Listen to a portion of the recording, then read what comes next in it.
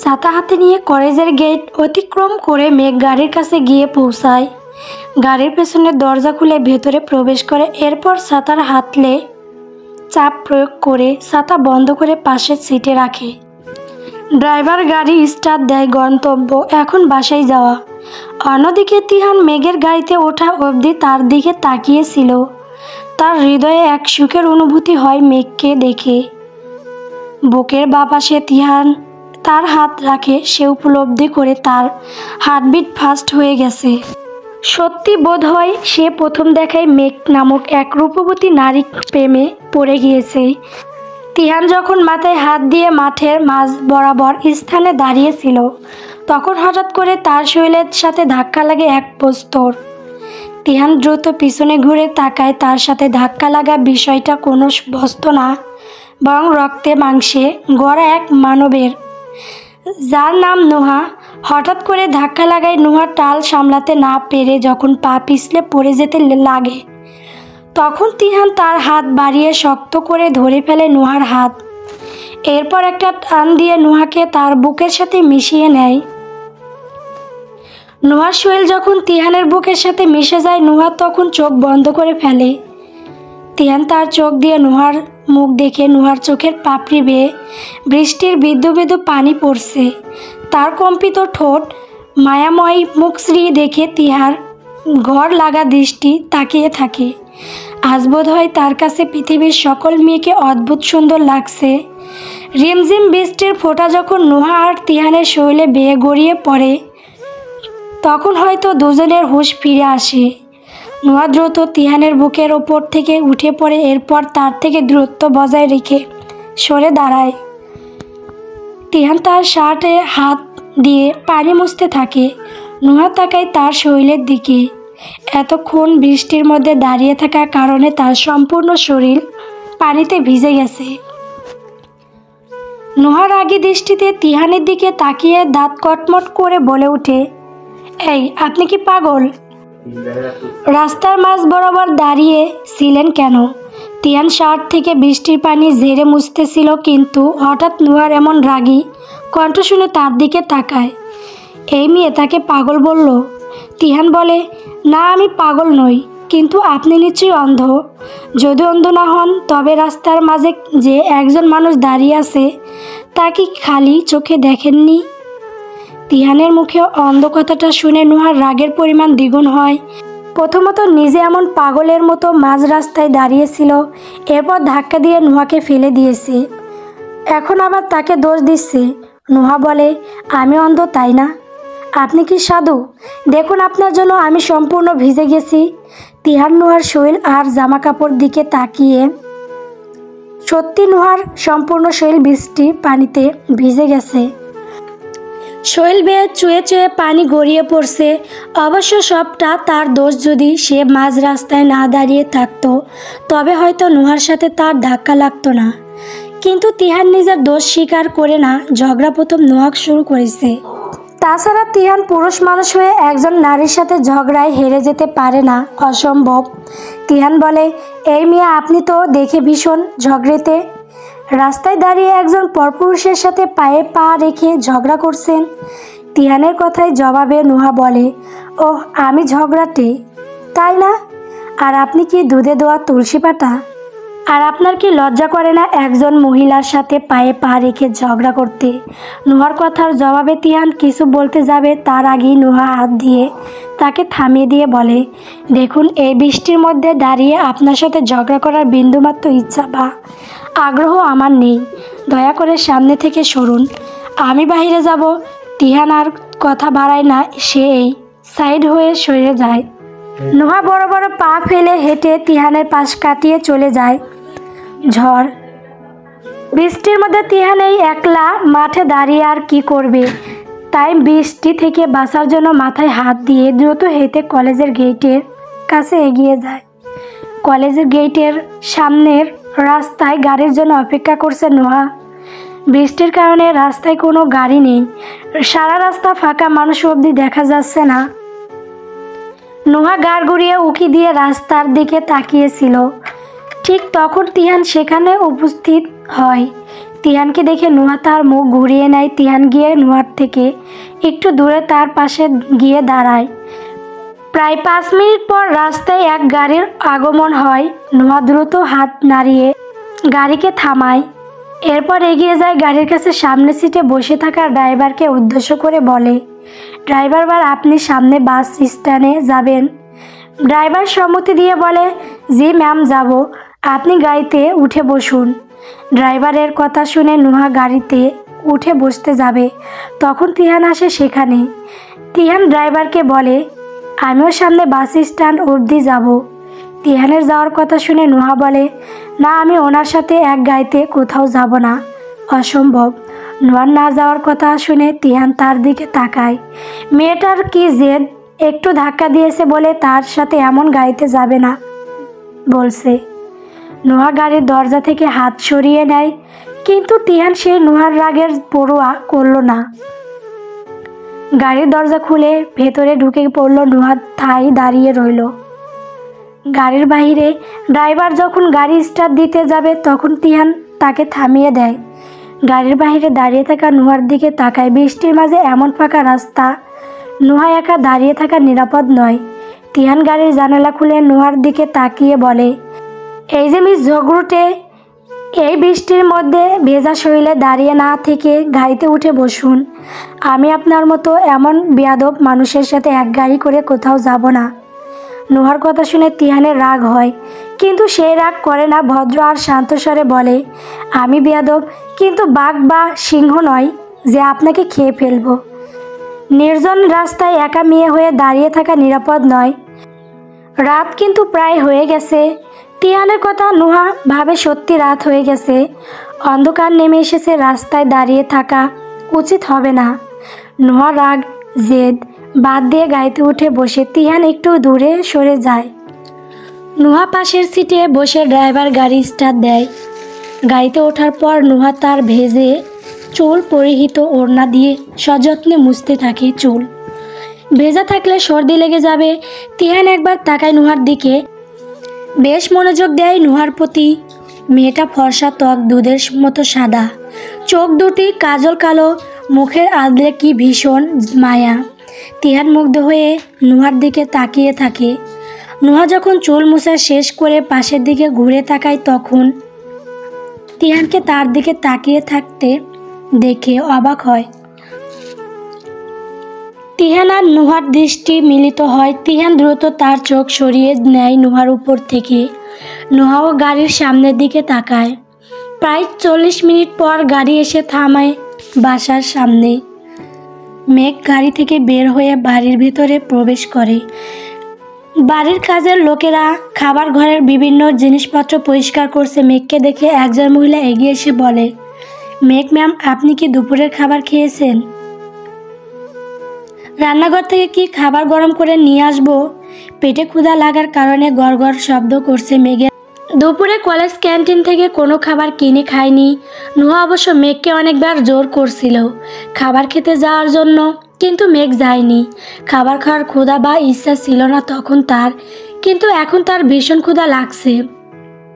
মেঘ বলে, তুমি খাবার গরম করে টেবিলে রাখো, আমি রুম থেকে ফ্রেশ হয়ে আসছি। কাজের লোক মেঘের জন্য খাবার গরম করতে রান্নাঘরে যাওয়ার উদ্দেশ্যে পা বাড়ায়। তখন মেঘের মনে পড়ে আদ্রিয়ানের কথা। ফোনে মেসেজ করে বলেছিল যে জরুরি প্রয়োজনে হাসপাতালে যাবে সে। এখন ও কি বাড়িতে ফিরে আসেনি? মেঘ বলে, আদ্রিয়ান স্যার কি হাসপাতালে থেকে এখনও বাড়িতে ফিরে আসেনি? মেঘের কথার উত্তরে কাজের মহিলা বলে, আদ্রিয়ান স্যার তো দুপুরের আগে বাড়ি ফিরে এসেছে, কিন্তু দুপুরের খাবার খেতে নিচে আসেনি, তাই আমি ডাক দিতে গিয়েছিলাম। দরজায় অনেক সময় কড়া নাড়ার শব্দ হলে উনি বললেন যে ওনার শরীর অসুস্থ, যার জন্য দুপুরের খাবার খাবেন না। কাজের লোকের কথা শুনে মেঘ অবাক হয়। আদ্রিয়ান দুপুরের আগে বাড়ি ফিরে এসেছে মানে? তবে কি সে হাসপাতালে যায়নি? হয়তো শরীরে অসুস্থ বোধ করছিল যার জন্য হাসপাতালে যেতে পারেনি। মেঘের এখন আদ্রিয়ানকে ডিস্টার্ব করা উচিত হবে না, উনি বরং নিজের রুমে রেস্ট নিতে থাকুক। সিঁড়ি দিয়ে উপরে উঠে যায় মেঘ। নিজের রুমে গিয়ে কাঁধে থাকা ব্যাগ টেবিলে রাখে, এরপর ওয়াশরুমে গিয়ে ফ্রেশ হয়ে আসে। কিছুক্ষণ বিশ্রাম নিয়ে দুপুরের খাবার খেতে নিচে চলে যায়। কাজের মহিলা টেবিলে খাবার সাজিয়ে রেখে দিয়েছে। মেঘ খাবার খাওয়া শেষ করে আবার নিজের রুমে ফিরে আসে। সোহেল বেশ টায়ার্ড থাকায় বিছানায় শুয়ে ঘুমিয়ে পড়ে। রাত প্রায় 9টা। মেঘ তার রুমে বসে টেবিলের উপর বই রেখে পড়াশোনা করছিল।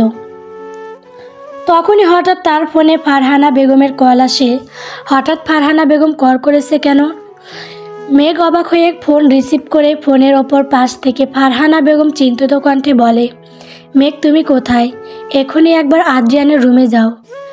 ওর শরীর ভীষণ অসুস্থ, শরীরের জ্বরে পুড়ে যাচ্ছে, রীতিমতো শরীর কাঁপছে। ফারহানা বেগমের উদ্বেগ আর চিন্তা মিশ্র কণ্ঠ শুনে মেঘ বুঝতে পারে হয়তো আদ্রিয়ান সত্যিই খুব অসুস্থ। জ্বরের জন্য হয়তো আজ হাসপাতালে যায়নি, কলেজ থেকে ছুটি নিয়ে চলে এসেছে। কিন্তু মেঘের এখন কি করা উচিত? মেঘ কি একবার গিয়ে দেখবে আদ্রিয়ানের শরীরের অবস্থা এখন কেমন? কিন্তু মেঘের মন কেন আদ্রিয়ানের অসুস্থতার কথায় এত বিচলিত হচ্ছে? আদ্রিয়ান অসুস্থ হলে মেঘ কেন তার সেবা করবে? সেবা করার জন্য জিয়া আছে। 1 মাস পর যখন জিয়াকে বিয়ে করবে, তবে এখন থেকে আদ্রিয়ানকে সেবা করে সুস্থ করার দায়িত্ব জিয়ার। মনের বিচলতা আর অস্থিরতাকে মেঘ প্রাধান্য না দিয়ে জেদ ধরে টেবিলে বসে থাকলো। কিন্তু তার মন সহজ হারা শরীর ছটফট করছে আদ্রিয়ানকে একবার দেখতে যাওয়ার জন্য। মেঘ পড়াশোনায় মনোযোগ দিতে পারছে না। বইয়ের মধ্যে মুখ গুজে বসে থাকলেও পড়া তার কণ্ঠ দিয়ে উচ্চারিত হচ্ছে না।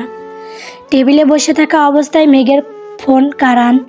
আবিয়া সহ ফারহানা বেগমের শত খানিক কল আসে। মেঘ সব অপেক্ষা করে তার জেদ আর আত্মসম্মানকে প্রাধান্য দেয়। হঠাৎ করে যখন শব্দ করে মেঘের ফোনে আবার কল আসে, তখন মেঘ বিরক্ত হয়ে ফোনের দিকে তাকায়। ফোনের স্ক্রিনে মিরাজ চৌধুরী নাম ভেসে ওঠে। মিরাজ সাহেব মানে কারানের বাবা তাকে ফোন করছে। মেঘ দ্রুত তার হাত বাড়িয়ে ফোন রিসিভ করে বলে, আসসালামু আলাইকুম মিরাজ আঙ্কেল। মিরাজ সাহেব দ্রুত সালামের উত্তর দিয়ে বলে, ওয়ালাইকুম সালাম। মেঘ, তুমি কি আদ্রিয়ানের রুমে গিয়েছো? এখন কেমন আছে আদ্রিয়ান? ওর জ্বরের তীব্রতা কি কমেছে? আমি কি ড্রাইভারকে ফোন করে বলবো বাসার ভিতরে এসে আদ্রিয়ানকে হাসপাতালে নিয়ে যেতে? মিরাজ সাহেবের কণ্ঠে হাসপাতালে অ্যাডমিট করার কথা শুনে মেঘ চেয়ার থেকে উঠে দাঁড়িয়ে পড়ে। মেঘ টেবিলে থাকা বই বন্ধ করে ফোনের অপর পাশে থাকা মিরাজ সাহেবকে বলে, আঙ্কেল আপনি টেনশন করবেন না, আমি এখনই আদ্রিয়ান স্যারের কাছে যাচ্ছি। মেঘ টেবিলের উপর ফোন রেখে দ্রুত পায়ে হেঁটে রুম থেকে বের হয়ে যায়। এরপর দৌড়ে আদ্রিয়ানের রুমে ছুটে যায়। আদ্রিয়ানের রুমের দরজার কাছে পৌঁছে দরজায় কড়া নাড়ে। সৌভাগ্যবশত দরজা নক করা ছিল না, যার জন্য দরজা খুলে যায়। মেঘ রুমের ভিতরে প্রবেশ করে গুটগুটে অন্ধকার রুমে বিছানায় চাদর মুড়িয়ে দিয়ে শুয়ে আছে আদ্রিয়ান। মেঘ দরজার পাশে থাকা সুইচ চাপ দিয়ে লাইট জ্বালায়, এরপর বিছানার কাছে এগিয়ে যায়। বালিশে মাথা রেখে কাত হয়ে শুয়ে আছে আদ্রিয়ান। মেঘ বিছানার এক কোণায় বসে এরপর ধীরে ধীরে আদ্রিয়ানের শরীরের উপরে অংশ থেকে চাদর সরায়। জানালা দিয়ে আসা ঠান্ডা বাতাসে আর জ্বরের তীব্রতায় আদ্রিয়ানের শরীর রীতিমতো কাঁপছে। মেঘ তার হাত নিয়ে রাখে আদ্রিয়ানের কপালে। কপালে স্পর্শ করার সাথে সাথে মেঘ ভয়ে তার হাত সরিয়ে নেয়। মেঘ মাথায় হাত দিয়ে বসে পড়ে, কারণ আদ্রিয়ানের শরীরে শুধু জ্বর আসেনি, বরং জ্বরে গা পুড়ে যাচ্ছে তার। ফারহানা বেগম আর মিরাজ সাহেবের চিন্তার কারণ এখন সে বুঝতে পারছে। মেঘ তার হাত দিয়ে আবার আদ্রিয়ানের হাত গলা স্পর্শ করে। শরীরে আগুনের মতো গরম হয়ে গেছে। আদ্রিয়ানের শরীরে এখন যা জ্বর রয়েছে তাকে সত্যি হাসপাতালে অ্যাডমিট করা উচিত। কিন্তু এত রাতে হাসপাতালে নিয়ে কি করে যাবে? ড্রাইভার নিশ্চয়ই বাড়ি চলে গেছে। মেঘ এখন কি করবে? জ্বরের তীব্র বেড়ে যদি খিঁচুনি শুরু হয়ে যায় তখন? হঠাৎ করে আদ্রিয়ানের শরীরে এত জ্বর কি করে আসলো? নিশ্চয়ই 3 দিন আগে বৃষ্টিতে ভেজার কারণে এমন হয়েছে। মেঘ শান্ত হও, ভয় পেলে চলবে না। মেঘ একটা দীর্ঘশ্বাস ছাড়ে। টেবিলে থাকা কয়েক পাতা ওষুধের দিকে তার চোখ যায়। মেঘ দ্রুত ওষুধ হাতে নিয়ে দেখতে থাকে এই ওষুধের পাওয়ার একদম কম, সাধারণ নাপার মতো। এমন তীব্র জ্বরে এই ওষুধ খেলে কোনো লাভ হবে না। আদ্রিয়ানের জন্য দরকার এখন অ্যান্টিবায়োটিক, ওষুধ। মেঘ টেবিল, আলমারি সহ সারা রুম খোঁজার পরও আর কোনো ওষুধ পায়নি। কাজের লোককে দিয়ে ফার্মেসি দিয়ে ওষুধ কিনে নিয়ে আসতে হবে। মেঘ পাশে থাকা এক খাতার থেকে কাগজের কিছু অংশ ছিঁড়ে কলম দিয়ে সেখানে কিছু পরিচিত আর অপ্রয়োজনীয় ওষুধের নাম লিখে এরপর দ্রুত ছুটে যায় নিচে, সিঁড়ি দিয়ে নিচে নেমে কাজের লোকের রুমে যায়। রাত প্রায় 10টা বাজে। কাজের লোকেরা সবাই দরজা লাগিয়ে হয়তো ঘুমিয়ে পড়েছে। মেঘ অনবরত দরজায় কড়া নাড়তে শুরু করে। কাজের লোক কিছু সময় পর দরজা খুলে বের হয়। এত রাতে মেঘকে তার দরজার কাছে দাঁড়িয়ে থাকতে দেখে অবাক হয়। মেঘ বলে, আদ্রিয়ান স্যারের শরীরের প্রচুর জ্বর উঠেছে। তুমি দারোয়ান বা ড্রাইভারকে দিয়ে এই ওষুধগুলো নিয়ে আসার ব্যবস্থা করো। দ্রুত যাও। Okay ma'am. মেঘ দ্রুত পায়ে আবার সিঁড়ি দিয়ে উপরে উঠে যায়। শরীর থেকে জ্বর কমাতে হলে শরীরে ঠান্ডা পানি দিয়ে মুছিয়ে দিতে হবে। মেঘ ওয়াশরুম থেকে বালতি করে পানি আসে, এরপর বালতি বিছানার কাছে রাখে। আদ্রিয়ানের পাশে বসে মেঘ তার শরীর মৃদু ধাক্কা দিয়ে বলে, আদ্রিয়ান স্যার, বিছানা থেকে ধীরে ধীরে উঠে বসুন। আপনার শরীরে অনেক জ্বর, পানি ঢালতে হবে। মেঘের কথা হয়তো আদ্রিয়ান কানে পৌঁছায় না ঠিক মতো। অতিরিক্ত জ্বরের প্রভাবে আদ্রিয়ানের সম্ভবত হুঁশ নাই। মেঘ অনেক সময় ধরে ডাকার পরও আদ্রিয়ান চোখ খুলে তাকায় না। মেঘ আদ্রিয়ানের কাঁধে থাকা বালিশ বিছানার বাঁ পাশে নিয়ে আসে, যেখানে পানির বালতি রাখা ছিল। এরপর কাঁধ থেকে বালিশ সরিয়ে দেয়, বালতি থেকে পানি ঢালে তার মাথায়। পানির বিন্দু বিন্দু কোনা যখন আদ্রিয়ানের মাথা বেয়ে চোখে গড়িয়ে পড়ে হয়তো তখন একটু হুঁশ ফিরে আসে তার। পিটপিট করে চোখ খুলে সামনের দিকে তাকায় আদ্রিয়ান। জ্বরে তার চোখ লাল বর্ণ ধারণ করছে। আদ্রিয়ান দেখে মেঘ তার মাথার কাছে বসে পানি ঢালছে। মেঘ যখন দেখে আদ্রিয়ান চোখ খুলে তাকিয়েছে তখন মেঘ বলে, আদ্রিয়ান স্যার, আপনার হুঁশ ফিরে এসেছে। আপনার কেমন লাগছে এখন? কাজের লোককে বলে, ফার্মেসি থেকে ওষুধ আনতে বলেছি। আপনি খুব শীঘ্রই সুস্থ হয়ে যাবেন। আদ্রিয়ান মেঘের কথা শুনে তার কণ্ঠে দিয়ে হয়তো কিছু শব্দ উচ্চারণ করার চেষ্টা করে। মেঘ, হ্যাঁ বলুন, আমি মেঘ। কিছু বলবেন আপনি? মেঘ, তোমার রুমে ফিরে যাও তুমি। আমার সেবা করতে হবে না, আমি এমনি সুস্থ হয়ে যাব। আদ্রিয়ানের কথা শুনে মেঘ অবাক হয়ে বলে, চলে যাব মানে? আপনার শরীরে 120 ডিগ্রি জ্বর, অথচ আপনি বলছেন যে আপনি সুস্থ হয়ে যাবেন। যতক্ষণ না আপনি সুস্থ হবেন এই মেঘ কোথাও যাবে না। মেঘ, জেদ করো না, যাও রুমে যাও, পড়াশোনা করো গিয়ে। আর রইল বাকি আমার কথা, আমি জ্বরে মারা গেলেও কারো কিছু যায় আসে না মেঘ। আদ্রিয়ানের কথা শুনে মেঘ হাসলো। সত্যি কি কারো যায় আসে না তার মৃত্যুতে? তালুকদার পরিবারের সকলে কষ্ট পাবে আদ্রিয়ানের মৃত্যুতে, আর বেশি হয়তো পাবে মেঘ। হ্যাঁ, মেঘ হয়তো আদ্রিয়ানের থেকে দূরে থাকতে চায়, কিন্তু সে পাষাণ নয়। একজন ডক্টর হয়ে অসুস্থ মানুষের সেবা করা তার কর্তব্য। আর যদি সেই অসুস্থ ব্যক্তির তার স্বামী হয় তবে তো দায়িত্ব পরিমাণ দ্বিগুণ হয়ে যায়। আদ্রিয়ান হয়তো মেঘকে স্ত্রী হিসাবে মানে না, কিন্তু সত্যি এইটা যে মেঘ তার বউ। আদ্রিয়ানের মেঘের স্বামী, নিজের স্বামীকে এমন অসুস্থ অবস্থায় রেখে মেঘ কিছুতে শান্তি পাবে না। আদ্রিয়ান যদি মারা যায় তবে মেঘ বিধবা হয়ে যাবে। কোনো নারী বিধবা হতে চায় না, মেঘও হয়তো চায় না, কিন্তু আদ্রিয়ানকে সে এইসব কথা বলে না। মেঘ বলে, আদ্রিয়ান স্যার, আমি একজন ডক্টর হয়ে রোগীর সেবা করা আমার কর্তব্য। আদ্রিয়ান মেঘকে আর কিছু বলতে যাবে তার আগেই কাজের মহিলা এসে দরজায় কড়া নাড়ে। কাজের মহিলা বলে, মেঘ ম্যাম, এই যে ওষুধ নিয়ে এসেছি। মেঘ দ্রুত বিছানা ছেড়ে উঠে দাঁড়ায়, এরপর কাজের মহিলা থেকে ওষুধ নেয়। মেঘ বলে, আচ্ছা তুমি এখন রুমে গিয়ে বিশ্রাম করো, আমি আদ্রিয়ান স্যারকে ওষুধ খাইয়ে দেব। কাজের মহিলা চলে যায়। মেঘ টেবিল থেকে পানি নিয়ে আসে। মেঘ বলে, আদ্রিয়ান স্যার উঠুন, ওষুধ খেতে হবে। আদ্রিয়ান ওঠার চেষ্টা করলো কিন্তু তার শক্তি হয়ে উঠল না।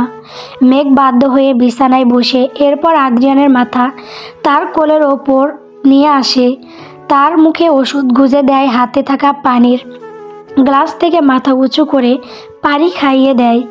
আদ্রিয়ানের এতক্ষণ হুঁশ থাকলে এখন আবার জ্বরের কারণে শরীর নেতিয়ে পড়েছে। আদ্রিয়ান মেঘের কোলে মাথা রেখে শুয়ে পড়ে। মেঘ তার হাত নিয়ে রাখে আদ্রিয়ানের চুলের ভাঁজে। সেখানে আলতো হাত বুলিয়ে দেয়। আদ্রিয়ান ঘুমিয়ে পড়ে। মাঝরাতে যখন আদ্রিয়ান ঘুমের ঘরে অন্য পাশ ঘুরে, তখন মেঘের কোলে মাথা রাখার ফলে তার ঠোঁট মেঘের পেট স্পর্শ করে। মেঘ তখন সজাগ ছিল। আদ্রিয়ান মুখ গুজে মেঘের পেটে। আকস্মিক এমন ছোঁয়ায় মেঘের সারা শরীর কেঁপে ওঠে। মেঘ বিছানার চাদর শক্ত করে চেপে ধরে রাখে, আর অন্য হাতে আদ্রিয়ানের চুল খামছে ধরে। আদ্রিয়ান মেঘের কোমর জড়িয়ে ধরে মুখ গুজে দেয় মেঘের পেটে। এরপর ঘুমের দেশে পাড়ি জমায়। মেঘ দীর্ঘশ্বাস ফেলে নিজেকে শান্ত করে এরপর সেও বেডে হেলান দিয়ে ঘুমিয়ে পড়ে।